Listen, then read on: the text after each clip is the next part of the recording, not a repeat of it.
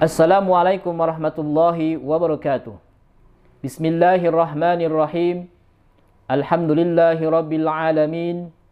Wassalatu wassalamu ala asyrafil anbiya'i wal mursalin Sayyidina Muhammadin wa ala alihi wa sahbihi ajmain. Kaum muslimin dan muslimat dimanapun berada, pada kesempatan yang berbahagia ini saya ingin menyampaikan ada 10 perkara yang membatalkan puasa. Sebagaimana disebutkan dalam buku I'lamul Awam bi Ahkamis Shiyam karya Tuan Guru Kiai Haji Muhammad Fakhruddin Al-Bantani. 10 perkara itu adalah faslun wal mubtilatu lis-shaumi asyaratun. Ini adalah sebuah pasal. Perkara-perkara yang batalkan puasa itu ada 10. Al-awwalu dukhulu syai'in min a'yanid dunya walau qalilan ilal jawfi amdan indakhala min ahadil manafidi al-maftuhati.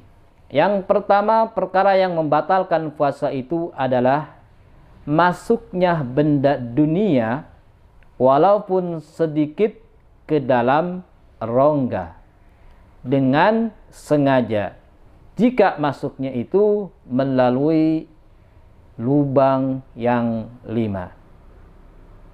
Mana lubang yang 5 itu? Pertama adalah mulut, kedua adalah hidung, ketiga adalah telinga, keempat adalah kemaluan depan, dan kelima adalah kemaluan belakang. Yang pertama, masuknya benda ke dalam mulut dengan sengaja. Seperti apa? Ya, makan, minum, dan lain sebagainya. Lalu bagaimana hukumnya menelan ludah? Apakah itu termasuk membatalkan puasa? Hukum menelan ludah tidak membatalkan puasa dengan 3 syarat. Pertama, yang ditelan adalah ludah sendiri. Yang kedua, ludah itu masih murni, belum tercampur dengan benda apapun.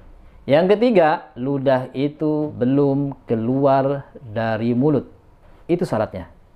Tapi kalau yang ditelan ludah orang lain, itu batal. Seperti dia bercumbu dengan istrinya. Bibir ketemu bibir, lalu lidah juga ketemu lidah.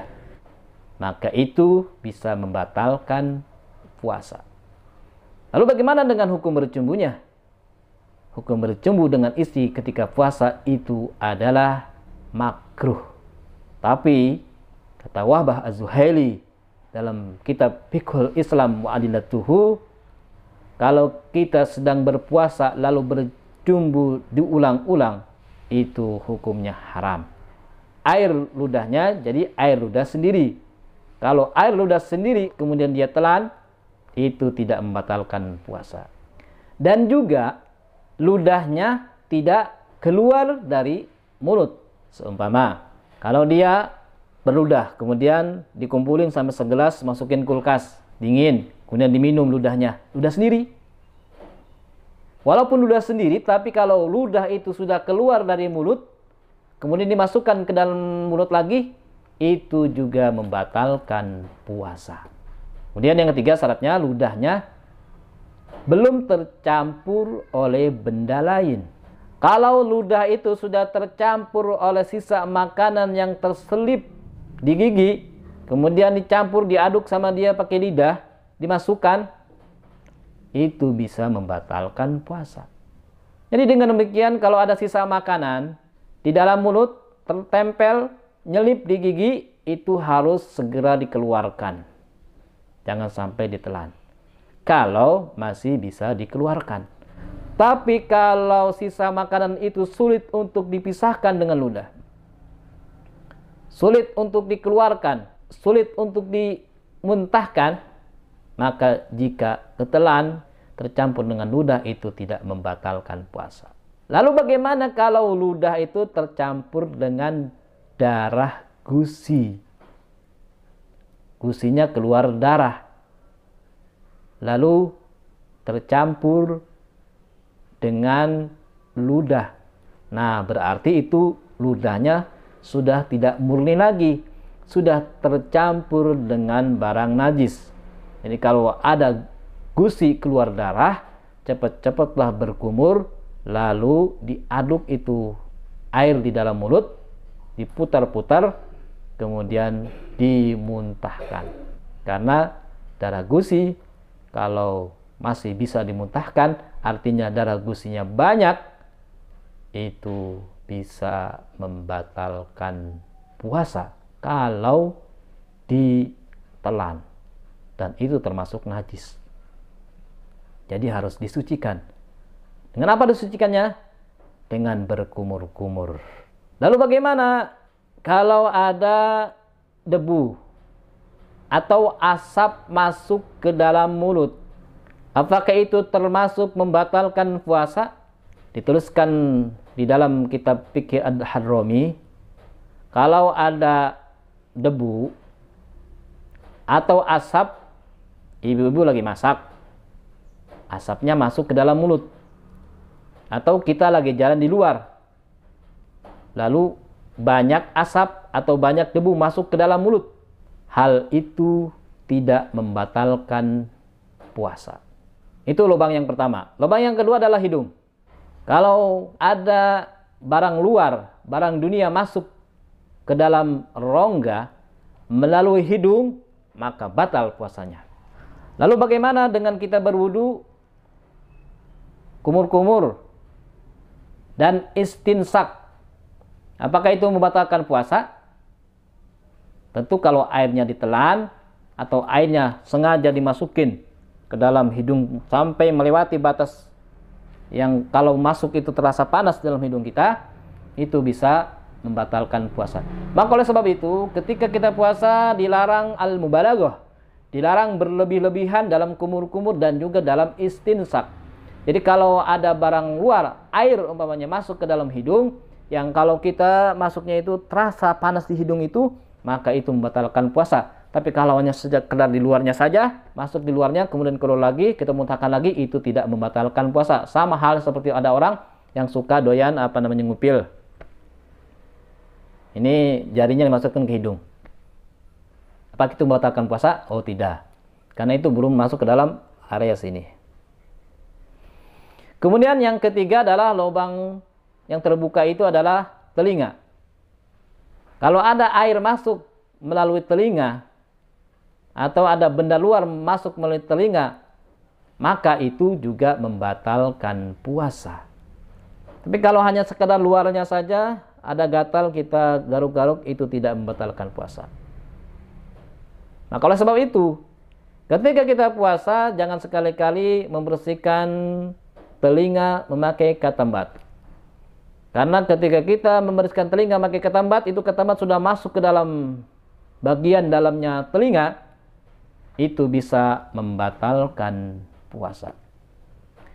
Kemudian yang keempat, lubang yang terbuka itu adalah kemaluan bagian depan. Ada laki-laki sengaja kemaluannya dibuka kemudian masukin air, itu batal puasanya. Atau perempuan ketika istinja itu harus hati-hati. Istinja cukup ketika jongkok itu bersihkan bagian luarnya saja.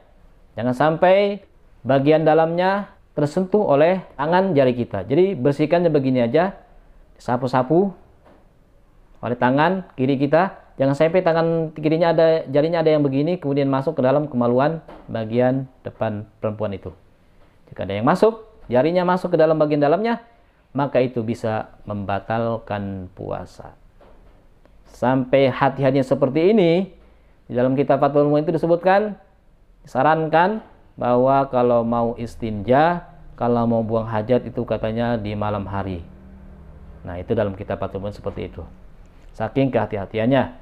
Karena seringkali mungkin perempuan itu ketika istinja, jarinya masuk ke dalam vaginanya bagian dalamnya. Maka oleh sebab itu, biar selamat, begini saja. Dibasuhnya tangannya, disatuin. Kalau begini kan nggak mungkin masuk. Tapi kalau ada satu begini, wah itu dikhawatirkan masuk. Sama yang bagian belakang pun demikian. Ketika kita istinja, cukup bagian luarnya saja. Jangan sampai jari masuk ke dalam nah itu bisa membatalkan puasa. Itu yang pertama, masuknya benda bumi ini ke dalam rongga, ke dalam perut. Kemudian yang kedua yang batalkan puasa adalah wasani al-kai'u amdan wa illam yarji minhu syai'un ilal jawfi. Yang kedua adalah yang membatalkan puasa adalah muntah dengan sengaja. Seperti apa muntah dengan sengaja? Dia punya jari masukkan ke dalam mulutnya, lalu sampai ke dalam lak-lakannya, muntah. Wah, itu bisa membatalkan puasa. Atau dia sengaja cari barang yang bau busuk, kemudian dicium, muntah. Nah, itu bisa membatalkan puasa. Tapi kalau muntahnya tidak sengaja, maka tidak membatalkan puasa. Seperti apa? Contoh, ada orang naik mobil, mabuk. Nah, itu tidak membatalkan puasa. Tapi harus hati-hati. Ketika muntah tidak sengaja dan itu tidak membatalkan puasa, kalau orang muntah itu kan mulutnya jadi najis. Ada benda-benda banyak tersisa di dalam mulutnya. Maka harus cepat-cepat ambil air, kumur-kumur, buang itu air. Bersih, suci lagi, najis barang itu. Kalau sampai ketika muntah tidak sengaja kemudian ada sisa muntahan dalam mulut, kemudian masukkan lagi ke dalam perut, itu bisa membatalkan puasa. Wasalisu al-jima'u amdan walau bi ghairi inzalin. Yang ketiga hal yang membatalkan puasa itu jima. Walaupun tidak keluar mani. Walaupun yang masuk baru kepalanya saja, maka itu bisa membatalkan puasa. Siapa yang batal? Tentu suami dan juga istri. Warabi'u khurujul maniyyi bi ta'ammudil istimna'i awil mubasyarati walau bi ghairi jima'in ka khurujihi bil lamsi wal mu'anaqati wal qublati bila haidin. Yang keempat, perkara yang membatalkan puasa adalah keluar mani walaupun tidak jima. Seperti apa keluar maninya? Dengan apa keluar maninya? Dia istimta, onani, atau dilakukan oleh istrinya, atau dia berpelukan dengan istrinya tanpa penghalang, berpelukan dengan istrinya tanpa busana, ada sentuhan dari kulit ke kulit lalu keluar mani, itu bisa membatalkan puasa. Tapi kalau berpelukan dengan istri, dua-duanya baik suami ataupun istri memakai busana lalu keluar mani, nah itu tidak membatalkan puasa. Sama seperti halnya ada seorang laki-laki ketika dia tidur keluar mani, itu tidak membatalkan puasa. Wal khamisu al jununu walau lahjatan yasiratan. Yang kelima adalah gila walaupun sebentar. Lagi ngobrol-ngobrol tiba-tiba orang tuh gila, nah itu batal puasanya. Wasalisu al igma'u minal fajri ilal gurubi. Dan yang keenam adalah ayan, pingsan. Tapi pingsannya dari mulai terbit fajar sampai maghrib, pingsan selama seharian, itu batal. Tapi kalau pingsannya cuma sebentar, umpama pagi dia tidur, kemudian habis tidur bangun, pingsan, lalu sembuh lagi, nah itu tidak membatalkan puasa. Pingsan yang membatalkan puasa adalah pingsan yang seharian. Tidak tadi kalau gila.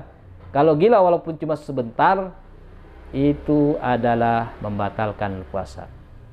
Jadi dengan demikian, tingkatan orang itu hilang akalnya ada 3.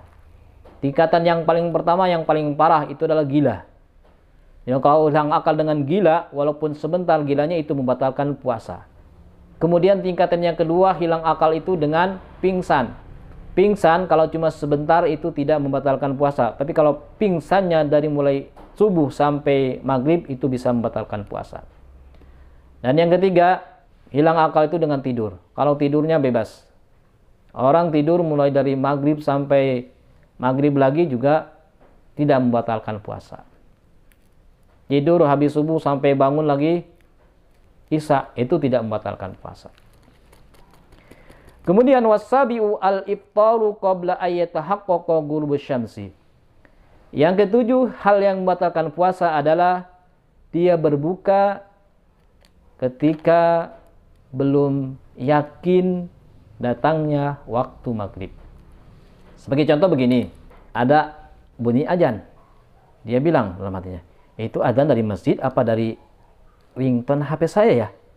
Belum yakin tuh 100%. Datangnya waktu maghrib, dengar azan. Padahal azannya dari HP-nya dia. Main buka aja. Nah, karena belum yakin datangnya waktu maghrib, main buka aja dia, maka batal puasanya. Wathaminu tur'ul haidi awin nifasi.